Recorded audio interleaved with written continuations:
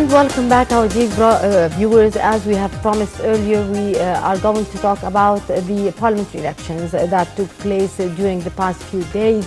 The expats did vote during the last week on Saturday and Sunday, and Egyptians here in Egypt in 14 governorates, about 27,400,000 eligible voters were supposed to go and cast their ballots in 14 governorates in Egypt. How we are seeing the elections, what are the outcome of the election? The results are expected to be announced later on by the High Elections Committee concerning the turnout and concerning, of course, the results of the first phase of the parliamentary elections. And we are expecting to witness a turn repetition for many of the candidates who did win, and we will witness a runoff for the first phase. To shed more light on that topic, we are very much delighted to have our dear guest, Mr. Amir Nabil, the managing editor of the MENA news agency. Good morning, sir. Good morning. And Dr. Mohamed El Chime, he is assistant professor at Halwan University. Hello and good morning, Dr. Good morning. Good morning, gentlemen. Thank you for joining us on our breakfast show. Allow me to start with you, Mr. Amir, because from your field of experience and, you know, as running a news agency, I know it's against the regulations to talk about any preliminary results, although the media outlets have tackled that very clearly during the past 2 days. But from your experience, how do you analyze and evaluate the first round so far in terms of participation by the public and in terms of the candidates? And they seem to be divided into different areas, and every area has its own, you know, the candidates with their own agenda or their background, if I'm correct or not. How do you see that? I think, first of hand, the media has affected very clearly on the people about how they are present in this election and how many people participate. So a lot of people were waiting before some days or many weeks, we can say, seeing programs, TV programs, analysts saying something about particular party or particular candidate or so. So they were affected clearly about what the media are Negatively saying. affected. Negatively, yeah. And at the same time, from another hand, the candidates are were not keen to participate with the people inside their constituencies. They were trying to say something on the banners about how they would help the people and how much they are ready about making some services or so on in the parliament, but they are not making some keeping in touch with the people and in their places. So it was negatively affected, and the media and the candidates and even the High Commission of the election didn't say something about enough information about the candidates. So all these factors have affected so less or so it was not so many people participated. What's your take about that as well, about the turnout of the first phase of the parliamentary elections and the results which are expected to be officially announced by the High Elections Committee of the elections? Basically, I think this period is very important for the Egyptian history. As you know, like at the last dedication of the democratic roadmap for the whole Egyptian. But from my point of view, this parliament election has some negatively and positively points, as we all see. One of the negatively points is this, I think, numbers of participators for all. I think most of the government in Egypt, and I think. One of the main reasons for that, the weakness of the performance of the government of Egypt, and secondly of that related to the and the vision for the most of Egyptian, because we still thinking this as a centralization of vision to the present, because after the last presidential election since 18 months for the Mr. President Abdel Fattah al-Sisi, most of the Egyptian, I think, try to figure out this end of the democratic process, and they don't make any wait for this parliamentary election as a part of the democracy process. And actually, if we try to see what is the political life for the all Egyptian, we don't have really mainly parties in Egypt could really make, I think, existing in the ground for the most of levels of Egyptian, and to know their ambition, their point of view, and make an agenda to, I think, make all the levels of Egyptian could participate in this election. So I think one of the mainly negatively points here is that we could not really make any, I think, mainly parties in Egypt. Like as we see the part of Noor or Salafin's party, and the other side was really support Mr. President Sisi. While the other side, the main mass of elections participation in this election. But we could not really find out the mainly, I think, circumstances of participation of the as we see it in mostly of democratic country outside of Egypt. Yes, Mr. Amir, taking from what the doctor said, in Egypt seems to be that the equation is very insignificant. We have people who very much support and trust the president, but do not support and trust his government, and are not willing to give themselves a chance to support and trust the parliament, that they have their own free democratic right and their will to go and choose who they feel reflects their ideologies the most. It seems to be very triggering and could be very dangerous, because, I mean, not that I have heard or seen any other country that has that kind of very sophisticated equation. You support a president and not his government, and not even the parliament that is supposed to be the voice of the people. How is that going to be able to be changed before the second round? Because if the participation or the turnout continues to be low, this will be a problem that would happen later on. Actually, I think that the people and the public are so confused before the election. Many messages happen to be sent to them. First of all, about the changing the government some weeks, a few weeks before the elections, when the government were changed and even the prime minister himself was changed. There's some questions about how confident is the President Sisi is confident in this government, and how the people, how far the public opinion is confident enough about this government. Is it this change, or is it the scandals that resulted in the change? That before that, the reason this change was the scandal of the agriculture minister and so on, and the people have they have got a very negative message about how far is the good in performance or not for the government and for all the ministers.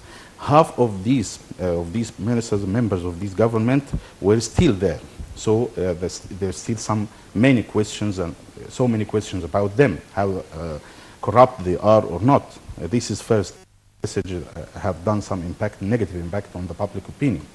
The other one was about the candidates and the maximum of the funding for them. It was 250,000 pounds, I think, Egyptian pound, for any kind of propaganda or publicity for themselves during the election campaign, before the election itself.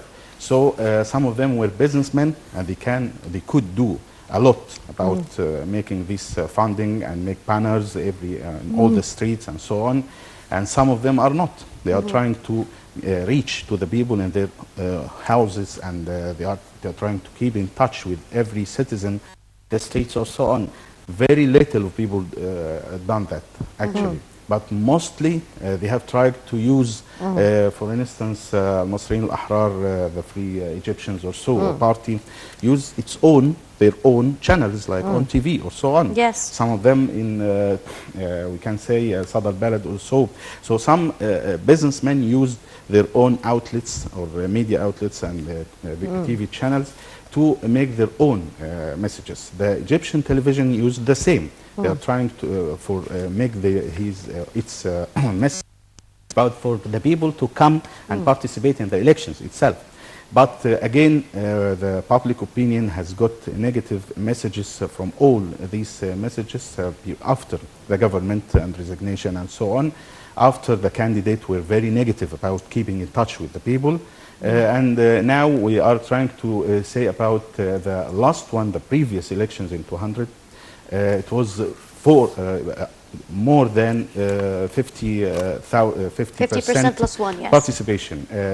We are compelled to compare about this percentage and now. So the people are confused again about what message, what kind of message are there from the candidates, from the election, from the parliament itself. We are confident in the President Fattah Sisi, but are not confident enough about what the future candidates will be on the same message. Yes. Like Dr. Chime, what about the preliminary? Yes, please. Excuse me, just about this point, I'm trying to try to get some question about how the party performance of Egypt before and after 2011. Yes. Right now we're still speaking about the same main topic. We don't really have, I think, the real parties could really challenging in any kind of parliamentary election. So right now we're still at the same point before 2011. No any kind of, I think, party could really participate in this kind of election and can really try to make a government perform it. What about the preliminary results which were announced after now by, in an unofficial level, of course, about the outcome of the parliamentary elections, the first phase? There are mainly challenges, Andrew. As you know, of Egyptian till now still, I think, suffering from this the collapse of Egyptian economics. So one of the main demand from this parliamentary election, as the main thing, how to legislate the main laws to push the Egyptian economy to, I think, make more motivation for investor from outside of Egypt. And to participate in this kind of very ambitious plans from Mr. President Sisi to make a new kind of after the economic conference in last March in Sharm el-Sheikh and the opening for the new Suez Canal. So I think one of the mainly thing from this parliament, how can I think make or I think detect a kind of ambition for the Egyptian citizens. Second of the main idea related to their performance after the elections, because as you know, most of these candidates having any kind of experiences in this kind of parliamentary life, so they need more time for that, and I think it could not be kind of very stable period, especially as we know in like there are mainly issues with I think rounding for them in the next months after the elections. Yes, allow me to ask again, Dr. Mohamed, because you're going to be leaving us shortly. When you speak of preliminary results, as Mahisti had said, and when you speak of how Egypt is still very immature in terms of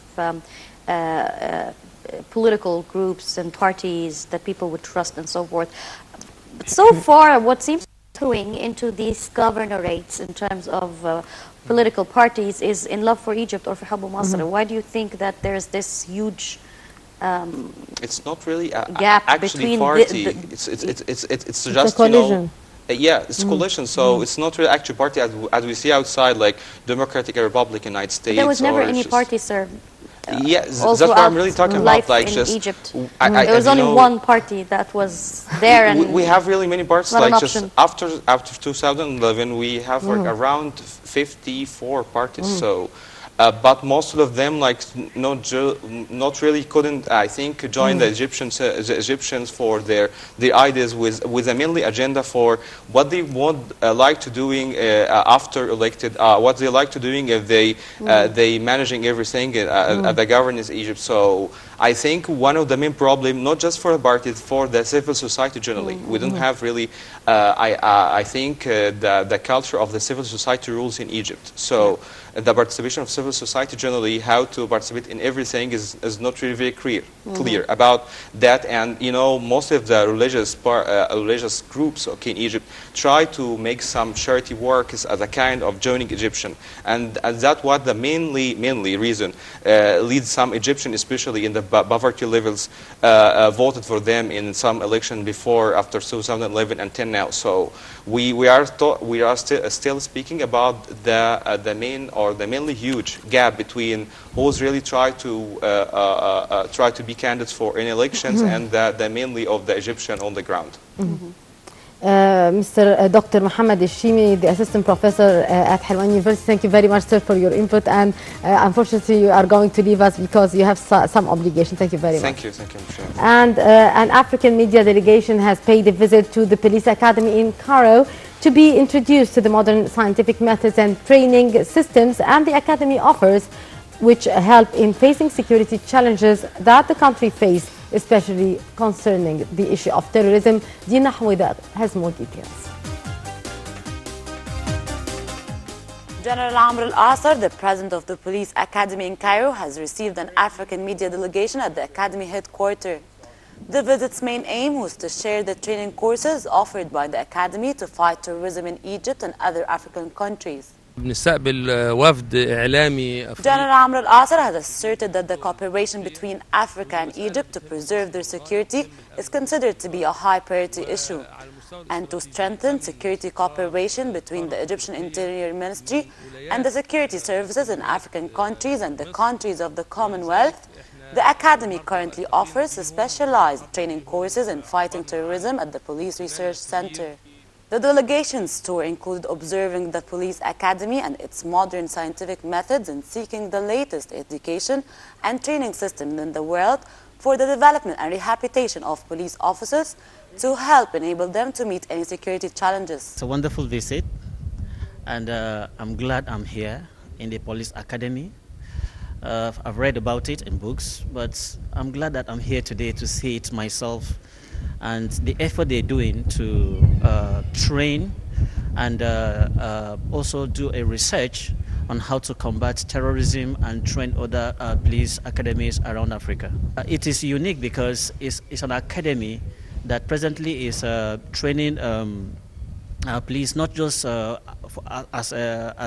just to combat crime, but also as an award, degree award institute, where you can also study up to the level of a postgraduate diploma up to a master's degree. So for me, it's outstanding, such that with a certificate you can go as far as any level you want to go to in your career. The academy is good because just a few minutes ago we came from a class where they're hosting different people from African countries who can speak French. So this is good because you train also other people. You share what you have, what's best for you, you share with other African countries just for the sake of protecting Egypt and also other nations. The cooperation is good. That's why they're us for the different trainings like the journalist, the media training, the police training, the migration officers training. So it shows that Egypt is good. It is ready to host other countries. It is ready to teach other countries.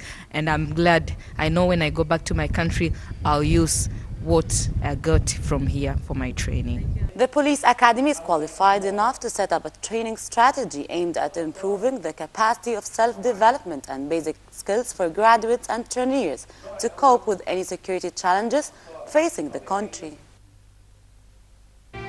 كل يوم بنشارك بعض في حاجات كتير.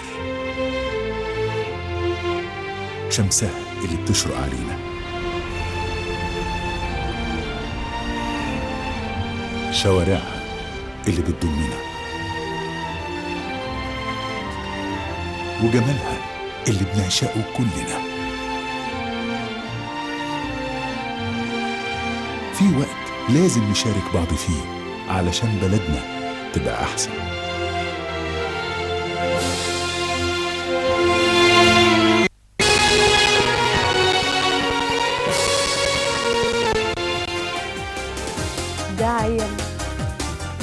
Welcome back again. You're still watching us here on The Breakfast Show in our segment. And before Dr. Mohamed left us, we were discussing about the first phase of the Egyptian parliamentary elections and how we can overcome the difficulties or the obstacles, or if there are any errors or mistakes, so that they will not take place again when we start with the second phase next month in the remaining 13 to 14 governorates, including Cairo, of course. And Mr. Amir, now I would like to go back a little bit when you spoke at the beginning about the role of the media, because even though we're media people, yet we're still not very pleased with the role the media played.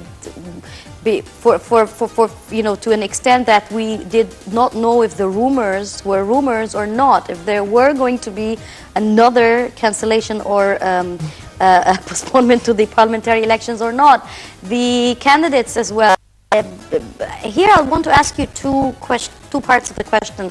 How should the role of media be? Because you're also in the media, so I'm sure that there is something that can be done to sort of guide the people towards one direction, and that is to go and cast their ballots. Second part of the question, do you feel that many things contributed into the lack of the people from going, including the fact that changing the legislations of the parliamentary law and increasing the individual seats broken down the trust of the people, because there are so many faces that are not familiar, and it's going to be very difficult for you to go and cast your ballot, voice yourself to someone you don't even know. Actually, it is a good point about discussions and sessions made in the Shura Assembly or the Shura Council, where the people trying, or the experts of making the new laws and legislations for the coming elections, made the people again confused about the outcome of such kind of discussions, and how far the items of this legislation are applicable and suitable for the society, and how they will help, these items will help the candidates and will help any legislation coming and being effective for this election. So the outcome was not clear enough for the people, and how far they were confused, and how difficult these items were. But again, the impact of the media were making negative and positive, for making some awareness about some points for the people and the constituencies, and how would you participate, and they are trying to encourage them to participate and coming down in the parties, and don't waste your opportunity, waste your right to participate. And all these messages made the people, what benefit for me would I have after the participation, and what would the candidate will make for me, and how far he is in keeping in touch with my own problems and my own family problems, and something like that. The media again trying to orient, and this is a big mistake about the media, some media organizations, TVs in particular, to orient the people and the public to or against something, for some reasons, sometimes for the security reasons, against Noor Salafi, and again the impact was done effectively, and some titles coming today saying that a Noor and Salafi party has zero impact and 0%. This is not on the ground, actually. It was a party and trying to participate in this map of the election. And again, with the brotherhood, candidates were inside the candidates, and again they were orienting the people against them.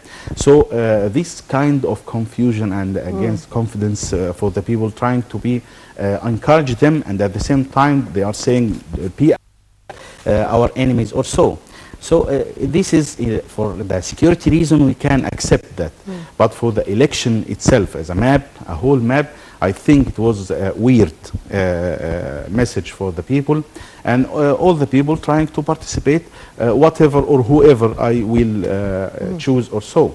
They were going there with the encouragement from family members, like the mother or like the father or so on. So we found that a lot of people from the elders people were participating more than the youth. after the message coming from President El-Sisi 1 day before that for the youth, about 5 or maybe more times, saying that the youth have to participate, and they are a bulk of the Egyptian society. They are, I think they are more than 60% of society. Although despite of that, they will not participate enough. Next day, they were trying to participate after the working hours or so on. But again, a lot of them didn't participate because nothing changed from 1 year or so on. We are encouraged President Abdel Fattah el-Sisi, but we think that we are confused about the message of the candidates, about the election itself, about the parliament. I said before that the previous parliament, it was a parliament of the brotherhood. It was a parliament about Islam and not Islamic people. So the people, the message was very clear about the people. Go to participate for the Islam. If you don't participate, you will not unbeliever, you will be believer or so on, something like that. Now there was any message. There is no any message. For the Egypt itself, it was a good message, but not in the parliament. Yes. I can make helping for our society in many fields, not only in the parliament. Yes. Mr. Nabil, how do you see the rise of the new party of Future of Egypt or Mustaqbal Masr, which has succeeded to gain, it succeeded to gain many seats in the first phase of the elections. After this moment, of course, yet it's preliminary and nothing officially announced by the High Elections Committee. I think some electoral mass or so, or for the list, parties list, or something like حب مصر for Egypt's love, and something like Mustaqbal Masr or something. These are new, a new coalition and a new party. So and they did succeed to gain the faces a good percentage. in the mind you also are very familiar. They're people who have been in the media for a very long time, so their faces and their thoughts are familiar, and many maybe of them that are is the quite only thing people acceptable by found people, connecting yes. with them. I think there is a lot of reasons and factors about how impacted the familiar people or the famous people are going to have some impact on the people, because some famous people are coming down on the list, Yes. like Ahmed Murtada Mansour was number 2 or 3. Abdurrahim Ali, surprisingly, was, yes, it was surprising. Maybe because he is a public figure, because he was known by the people, that's why they did vote for him. How do you see that? Because unfortunately I did meet several people, and many people are just saying we do not know any of the candidates. We do not know anything about their background. We did not see them on the ground. So why do I go and elect someone that I don't know? I think I think that one of the people of the candidates having something like 40,000 or 45,000 votes. Abdurrahim Ali, it was said that it was half or something like half of the electoral, the whole of the total voices in the Al-Duqi and the Al-Aguza electoral. It was something like in Duqi and Aguza, it was 360,000 people able or capable to have their vote. But the people who have gone already, 80,000, only the quarter of this number, and he has done something like 40 or 45 or so on. Like half of the vote. I think it is half or less than half. But one like Ahmed Murtada Mansour, it was telling on the, I think, third class or something like that. Abdurrahim Ali has Al-Bawaba News, has a website. It is very familiar for the people. I think he has a TV program, and he is familiar for the people. I think he is still making it. And he's actively on the ground, something like that. And the Bawaba News he has done, he has tried to use Al-Bawaba News and as a media outlet for himself, for making every hour something like a news about himself. I have, I saw something like that, news with a photo for him coming with the people and talking with them, smiling or so on. All of this has some impact. That's the thing, sir. That's what I wanted to ask, because the political parties or even the individuals that have names, they seem to have slept down during the period where the HEC was, you know, sort of discussing whether we're going to put the laws, no, we're going to change, we're going to amend, blah, blah. And nobody was doing any active role. So it's like they, again, this is also lack of, you know, curiosity between the people and them. What are you here for? Just to make the show and to be in the parliament? I mean, where were you? I mean, it's been a year and a half. Nobody did anything in terms of charity, in terms of programs, in terms of awareness, anything of any kind, even if they pay. Yes, they say under the table. Nobody was willing even to do that. And then suddenly the elections are next week. Okay, let's start doing banners, and as if there's some kind of product that are advertising themselves. Hello, you have banners everywhere. Who are you, mister? You know, talk to me a little bit about yourself. That's a problem, and that's why many people were reluctant to go. And Exactly. So again, how can we, because we don't want to keep talking about the past and what we did. We have a second phase coming up next month, and we have 13 governorates, Cairo, the greatest in number of population. We need to be sure that we will not have the low turnout, not because of anything, and we're going to talk a little bit about how the foreign media have tackled that, but for the sake of, you know, we don't want to keep on regretting. See, we Egyptians, we like to wake up when it's late, to arrive when it's late, to think when it's late. We don't want to, you know, wake up and find ourselves in the parliament. Who are you people? No, you're not going to be there to speak on my behalf. Let's cancel the parliament. let's go on strike. So how do we ensure that we follow the correct steps? I think that we are waiting for another phase of these elections, and I think that it will be stronger than the first one. Again, some of the familiar names or famous people participating as a candidate in this election first phase, they were saying or feeling that they have some strong points about themselves, like Ahmed Murtada Mansour. He has a very famous father for himself, and he was, I think... and he's a member of the Zamalek board and something like that. But again, his familiarity and his popularity is not stronger in the whole Egyptian. If Al Zamalek, for instance, were losing or winning about a match or something like that, it will more impact over himself. There was some problems about Zamalek recently, and something like allowing and shouting and so on from consultant about this match, about Ferreira, and all. This is a lot about Murtada Mansour. He thought it's always the case. Yes.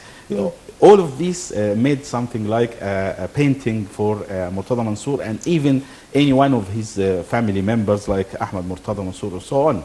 We have seen something like Ahmed Murtada kissing a hand of his father, and how touching this kind of pictures when it is on the internet. Or so. Yeah, father and son. And now all of these candidates, some of them thought that he has his own point of strength for himself, like Dr. Amr al-Shobaki is analyst and expert in the political issues and so on, and he's familiar on the TV. But he's not, again, he's losing his number 4 or something like that, because he is not familiar for the people on the ground. He's familiar maybe for the elite people, for the political expert, for the people who view this kind of political programs or so. Although, Mr. Amir, without interrupting you, but although the names that you have kindly mentioned now are known for the people in this district, but many other districts, the candidates are totally secret for the people, for the voters. And there's also, adding to you, there's some names that have, in the preliminary results, shown some success, and their names I've never heard of. I don't even know what they look like. And again, this raises question mark, who's going to come? I think in the upper Egyptian governorate the problem is deeper, because they are the places of governorate about the families, and big families there, and still there are low turnout. It's very weird for me, because before any election they are making some kind of arrangements for who would to win or something, who is capable for themselves and who would be able to meet the needs of the people, and all of that were arranged. So they have done the first phase. I think they have done the first phase for the Upper Egyptian, all the Upper Egyptian governorate from Giza until Aswan for this reason, because it is a big mass of election people, and they are making some arrangements, so it will be success about the election if we start with this kind of the part of this of Egypt in the Upper Egyptian Governorate. But again, it was weird because of the media impact, about the negative messages. Kind of candidates who are participating in this election, they are coming to say we are new, we are youth, we are responding to President Abdel Fattah Sisi message. But again, they were something like we are not feeling about they are in the society. We are trying to change the family manner or the family impact on this election. So something new made this change about the map of the thing is, sir, because we were talking about over 4,000 candidates, and the names that we are revolving around, they do not exceed 20. What happened to the 4,000? Where are they? I mean, I really don't understand where the problem is. And even let's say if the media did not pay attention, they're not interested for them, or they don't have a lot of controversy around them so that they can have ratings and all that kind of stuff we know happens in the private sector. But that would not change the fact that if they did have a program and if they were organized, they would attract more people to go and vote for them. So what does this mean? How do you see, if you're going to sketch the new parliament, how do you see it from now? Or is it still too early? I think we have to learn well from experiments and previous experience about any parliament, if it was a good parliament or so on, like the 2012. It was about brotherhood and so on. It was about a new regime. Many people were confident about making the Islam and making a new regime in Egypt. But the result after that was a catastrophe, I think. But at that time of elections, there were some arrangements. The brotherhood to get reach to the people in every village.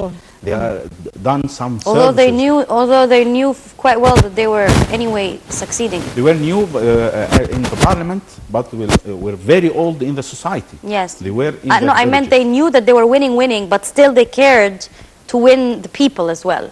Yes, yes. The backing of the people. The people, the Egyptian people are, a lot of them under the poverty line, and they are waiting for any help from any candidate.